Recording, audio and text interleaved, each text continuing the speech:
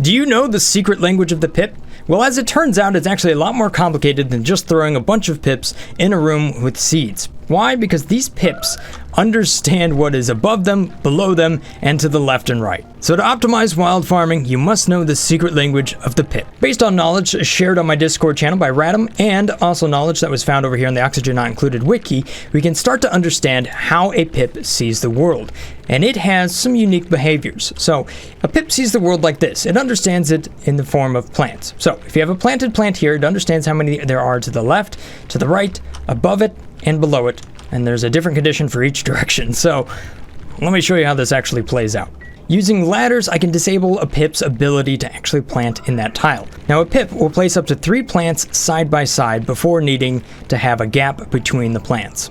Now when a pip sees plants like this, it determines that since there's 3 plants here, there needs to be a 3 plant gap right over here to the left. But when I reveal the 4th, you can see that a pip will run right over here and plant it up pretty quick.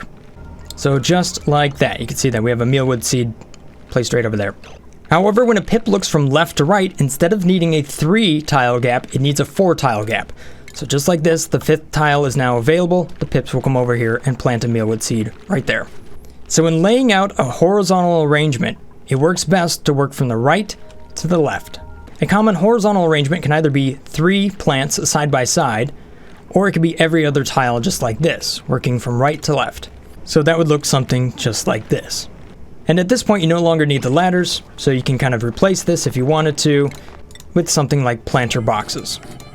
Or farm tiles if you wanted to do that number as well. After your pips have planted the first 3 plants, they are now concerned about what's above and below it. So starting from the tile that's just above where the plant is planted, you need to have an 8 tile gap and you can plant in the 9th. Or starting at the tile just below the plant, you need to have a 4 tile gap and you can plant in the 5th. So you can see that in action right here. 1, 2, 3, and 1, 2, and then the last one will be planted very soon. So now that we know the secret language of the pip, let's put it into action. So starting from the top row, working from right to left, I'm going to expose the very first 3 positions. 1, 2, 3, just like that. These pips will very quickly plant those first 3, and then after that, I'm going to uncover one more location, and then wait till that is planted, and then uncover the next one. So just like this, until everything is planted. Only once the top row is completely planted will I start the next row.